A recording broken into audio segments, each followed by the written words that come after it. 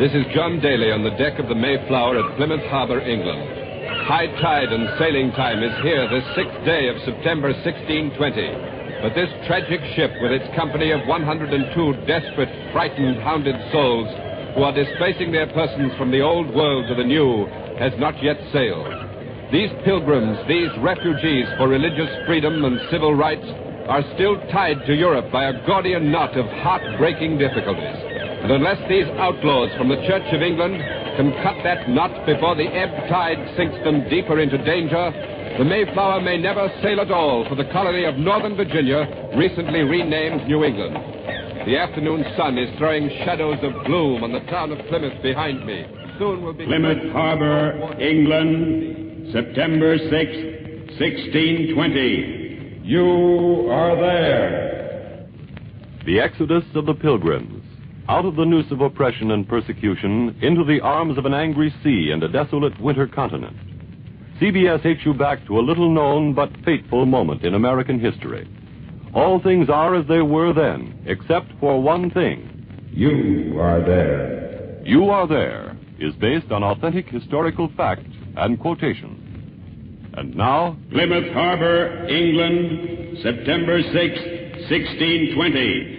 The deck of the Mayflower and John Daly. Voyage to the New World and to freedom. Twice they have been delayed for repairs to their sister ship, the Speedwell, which has finally been withdrawn, crowding all into the Mayflower. And now, at last, they must sail with this tide. For today, the weather is good. Tomorrow or the day after, it may be bad enough to prevent their sailing at all, for winter is close upon them. Another delay and the Mayflower would have to face the grisly gales of an autumnal sea and the far from certain arrival in a strange land gripped in the fury of winter. These refugees have already lost their summer chances, and to lose more is suicide. Here with me at our CBS microphone is Christopher Jones, the master of the Mayflower. Captain Jones is one of the most respected shipmasters in all of England. He's 1/4 owner of the Mayflower, a middle-aged, rather sedate man, a strict, strong, dependable citizen. These pilgrims will be in good hands if they succeed in getting away today. But right now, the face of Captain Jones is troubled with deep and anxious lines. Captain Jones, what's holding the Mayflower up? Why don't you sail, sir? We will sail. But how can you say that, Captain? Your canvas is still tied down, and the tide is at its height. Well, I expect my orders momentarily, and we'll sail. And who are those orders to come from, sir? From the pilgrim elders who are left in the cabin? Yes, as soon as they settle their last-minute differences with Mr. Weston, the representative of the adventurers. But who are these adventurers, Captain? What is their business with these refugees? The adventurers, Mr. Daly, are a group of men who are venturing not their persons on this expedition, but their capital. Well, Captain, do you know what the last-minute differences between these moneylenders and the pilgrims are? I can't say, sir. Something to do with the contract they agreed upon for the sharing of profits from possible trade in the New World. As if we haven't got enough trouble, Mr. Weston arrives 10 minutes ago and closets himself in the cabin and holds up our departure. But as soon as these differences are settled and Mr. Weston gets off the ship, you will sail. I certainly hope so, sir. Hope? But only hope? Why? Well, my passengers say they'll not sail without their charter from King James. But what charter? I hadn't heard about that. Why, the charter guaranteeing them civil and religious freedom from the King's authority in the New World. Sir Robert Norton, that's His Majesty's emissary, gave his word that he would arrive today. But, Captain, suppose he doesn't come before the tide has ebbed? Well, only Providence can answer that question, sir, not I. And now, if you'll excuse me... One more question, Captain, please. Are all the elders on board the Mayflower now? They're in the cabin. I'm going there now, sir. Well, would you care to state who exactly of the elders is on board? Well, in the cabin are William Bradford, Deacon Cushman, John Carver, and perhaps some others. And would you care to say, Captain, if the elder William Brewster is on board? Now, Mr. Daly, it was your desire and your promise to ask but one question. Now, I believe I've kept my bargain. Now, if you please, well, sir. Thank you very much, Captain Jones. The master of the Mayflower is entering the cabin, and we really didn't expect him to answer our questions as to the whereabouts of William Brewster, the ruling elder of these departing refugees. Master Brewster is a hunted fugitive with a price on his head. He is at this moment, and for the past 10 years he has been, the object of an international manhunt instituted by His Majesty. He's been accused of printing a book entitled Perth Assembly, and His Majesty has denounced that book as being, and we quote, an atrocious and seditious libel written with scorn and reproach against the king and his bishops. Printed copies of the book were smuggled from Holland into Scotland in French wine vats. Now, there's a flurry of excitement on the deck of the Mayflower. It's caused by the arrival of a royal carriage. It's speeding at a dangerous pace down the wharf right now, and it must be the arrival of Sir Robert Norton, the King's Secretary of State. The carriage is pulling up now at the boards leading up here to the deck of the Mayflower. Door is opening. Yes, it is. It's Sir Robert. It's the official who has intervened on behalf of the Pilgrims to secure them the King James Charter for the New World. He's coming up the planks now and must pass our CBS microphone on his way to the captain's cabin. I'm going to try to get a hold of him. Sir Robert! Oh, Sir Robert! Stand aside, please. Sir Robert, have the Pilgrims got their charter, sir? Do you carry the charter? I said stand aside, please. Yes, sir. Master William Bradford, Elder Bradford, has appeared at the cabin door to greet Sir Robert. Both men have gone in. The cabin door has been shut in our faces, but we hope that at least one of the difficulties besetting these poor, desperate refugees will be surmounted. This charter is vital to them. Without it, they cannot live under the protection of the king in the New World and enjoy liberty of conscience. You know, this Mayflower seems a pitifully inadequate vessel to brave the vast terrors of the Atlantic, particularly at this time of the year. She's no more than 100 feet, say, from bow to stern, and perhaps 20 to 25 feet at the beam from port to starboard. She has plied good wine and bad wine from every port in France in the past and landed it safely on the London River. And on some occasions she's carried luxurious taffetas and satins and stockings and coney skins. In fact, the aroma of her last wine cargo still pleasantly escapes from her hold. But on this, her first Atlantic crossing, the Mayflower's cargo has ironically turned from riches to rags. This time, she carries an unusual cargo: men, women, and crying children. And up at the bow of the ship, Ken Roberts, surrounded by these children, seems to have something to say. So go ahead, Ken. Ready? Sing. And the earth did shake and quake, and stirred the ground of the mountains shook. The children you hear doing their distracted best to sing one of the tongue-twisting psalms of the Pilgrims are being led by a pretty young miss, and she's doing her distracted best to keep them from crying.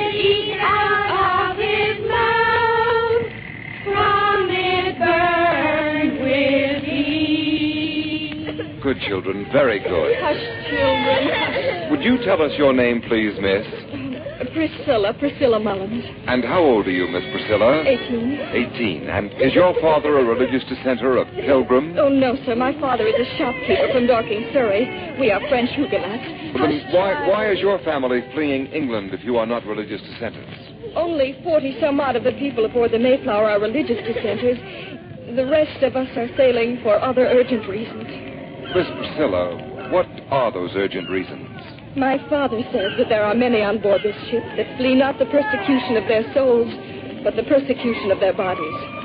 For as you know, sir, all over Europe, they see the grim and gaunt face of poverty and hunger coming upon them like an armed man. I understand. And, Miss Priscilla, who are these children you are shepherding? These children here? 4 of them are orphans. Orphans on the Mayflower? Yes, poor waifs of London town. Poor orphans dragged off quite as if they were debtors or criminals and sentenced to exile in the colonies. But by whose authority? Ask the Lord Mayor of London and his bishop. Oh, I see. Less mouths to feed in London. I suppose so. I see. And, what is your name, young man? Wrestle. Wrestle what? Wrestle with the devil. Wrestle with the devil. Well, that's a good name. My brother has a good name, too. I'm sure he has. What is it? Love. What's that? Love of God. Don't you? Well... My father does. He's a great man. My mother says not to tell where he is, but I know. Wrestle, hush. I won't tell, Miss Priscilla. I promised. My father's in prison, but he'll escape and fight the Indians with Love and me. Oh, I see. You and Love are two big Indian fighters. And, what is your father's name? William Brewster. Indeed. Well, thank you very much, Rassel.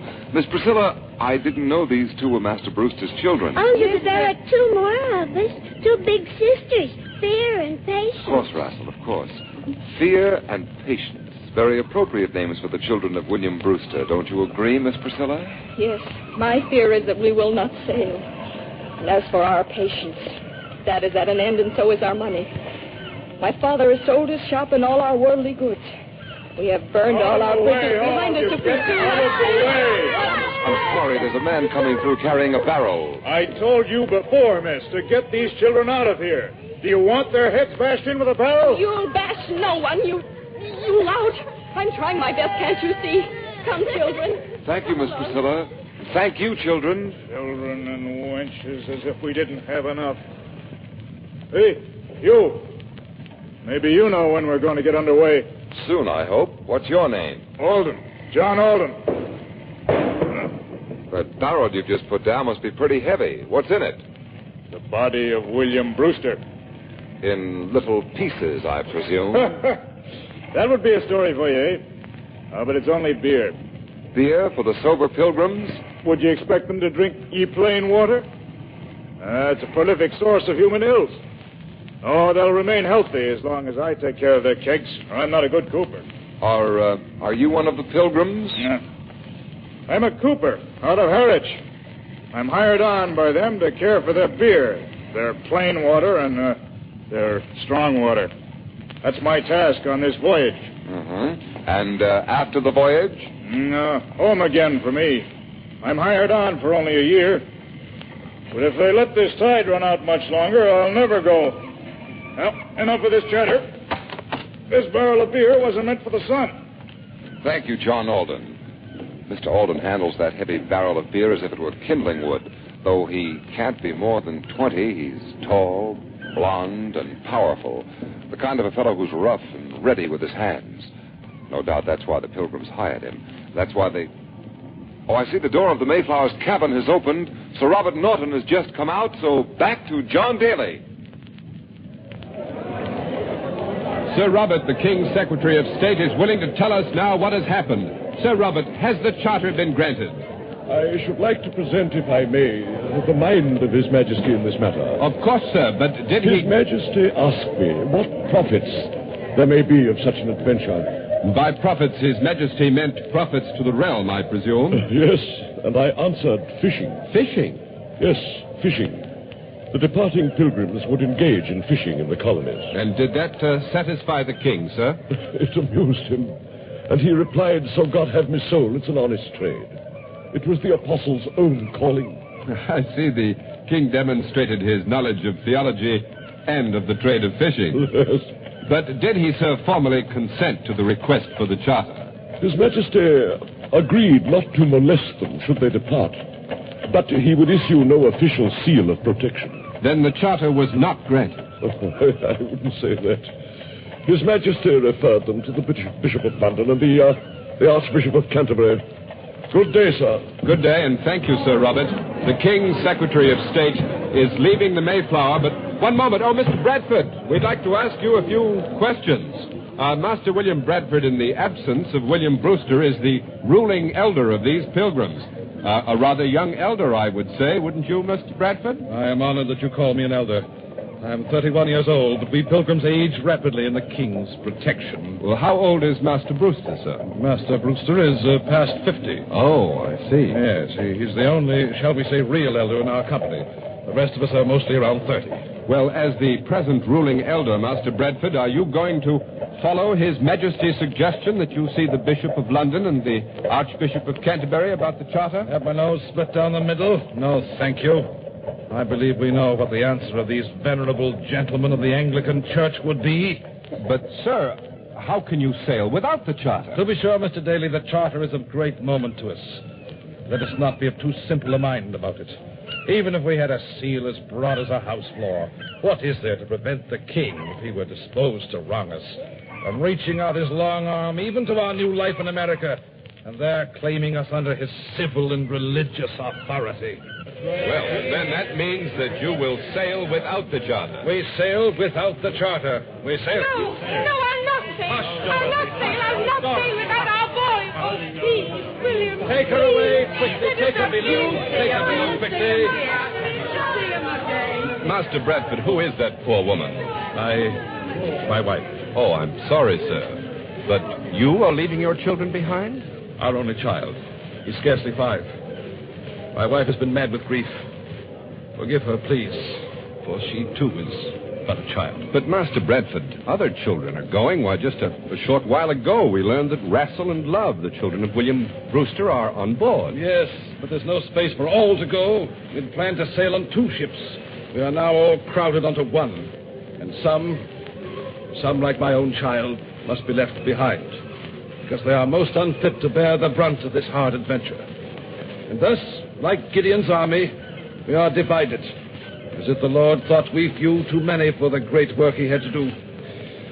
But now, sir, you'll forgive me. I must return to our business with the adventure. Well, just one more question, please, Master Bradford. Yes? Before you go, could you tell us exactly what the difficulty is between you and the adventurers? Yes.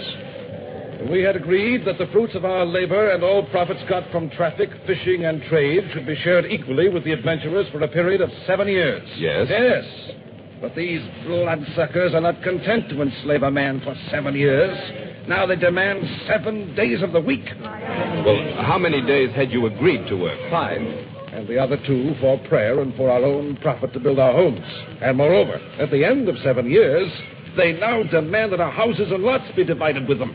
But surely, sir, the land and houses built in the wilderness will be but a trifle to these adventurers. They do not think so. The division will be a great discouragement to us. We will have to borrow hours from our sleep to build our houses. But they ask if we will sleep better in the stinking London prisons. That's too bad, Master Bradford, but what are you going to do? Do? What can we do? We have sacrificed everything we possess to pay for this journey. Shall we turn back now, penniless and destitute, and at the mercy of the Star Chamber and torture rack? We are like the children of Israel, but the Lord will yet guide us through this sea of oppression. Master Bradford has gone back into the cabin again, and the people around me here on the deck of the Mayflower have heard the reality of their misfortune.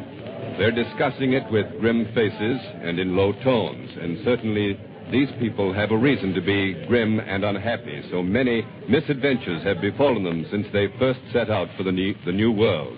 A penny, you know, is worth £1 to these poor folk. There's not a wealthy man among them. There's not a patch of purple on these passengers, although they do not wear somber clothes, as many believe. Rather, it's the gay apparel of Lincoln greens and russet browns, the same splash of color that you would see on the streets in London town. Indeed, the missing elder, William Brewster, has been known to wear at his pleasure a red cap, a white cap, a quilted cap, or a dandy-laced cap, together with a violet coat and green drawers. Oh, Ken Roberts, up at the Mayflower's bow, has a passenger with 2 dogs, so over to Ken Roberts. The dogs you hear barking are a great mastiff and a small spaniel. They belong to a man here beside me who has been quietly sitting on a barrel reading the Bible. He has kindly agreed to put aside the holy book for a few moments and speak with us. Sir, why are you taking these 2 dogs along with you to America? Well, why not? Since my wife is not going, a man must have some form of companionship. Oh, I see, but what will you do with the 2 dogs? Do? Why, I shall hunt with them in the wilderness. Hunt what, sir? Lions. Lions? I see. What is your name, sir? Richard the Lion-Hearted? You jest. I am John Goodman. My wife's name is Sarah. Sarah Goodman, just these past few months. Forgive me, sir. Just married and you're leaving your bride behind? Oh, not of my choice, sir. I left her behind in Delfthaven, Holland. There was not room for all on our little craft, the Speedwell. Now I am fortunate to be on the Mayflower, for all men know the treachery of the Speedwell's captain, who claims the boat is unseaworthy. Well, isn't it? Didn't it force you to turn back twice and delay you for a month? I will tell you a secret, Mr. What is your name, sir? Roberts. Yes, I will tell you a secret, Mr. Roberts. The captain of the Speedwell and his men are afraid of remaining a winter in the wilderness. They are? Yes, but we're not afraid. We fear the wilderness less than the languishing death which we dissenters suffered in the London prisons, where many of us have perished by hunger and cold, and by long and hard imprisonment and held without bail in black dungeons where I could not see my hand at noonday. Oh, yes, I remember too well the Star Chamber and how we were whipped and pilloried in the presence of the court. Look, I had one ear sliced off, you see. So some have had their noses split down the middle and the letters SS branded on their foreheads. SS? Ah, yes, I see you know what that means. Stirrer of sedition. If reading this Bible in the common tongue makes me a stirrer of sedition, it might make me lose my other ear. But have no fear. Have no fear. I'm safe. We are free. I am sailing to the new world. The new world where a husbandman may sing the psalms at his plow, and a weaver warble the words of the book at his shuttle. Nay, more. There in America, it will not be many years before a boy that driveth the donkey will know more of the Scripture than the Archbishop of Canterbury. And now, sir, may I speak a poem? Yes, if you like. I sit upon the deck. Book is in my hand. Do not fear, heaven is near, I say, by water as by land. I sit upon the deck. Oh, excuse me, Master Goodwin. There's a disturbance on the wharf, a fight of some kind. I see John Daly down there, so down to the wharf. It was at Fight 10. One of the ship's passengers walked off the Mayflower with all his family and all of his belongings, and another man who appears to be a soldier accused him of deserting and tried to stop him. A fight flared up, and, well, it's almost over now, I hope, and we'll try to find out what it's all about. Now, look, one at a time, please, one at a time. And now, sir, suppose you tell us why you're leaving the Mayflower. He's a man a coward, sir, if he feels that his children will be exposed to the miseries of the land and the colonies. But can a man bear to see his loved ones die of famine and nakedness and want? We are well provisioned. Please, let him speak. Well provisioned, are we? We are in such a straitened prison that we now scarce have any butter to brave the winter. We have no oil, not a hide of leather to mend a shoe.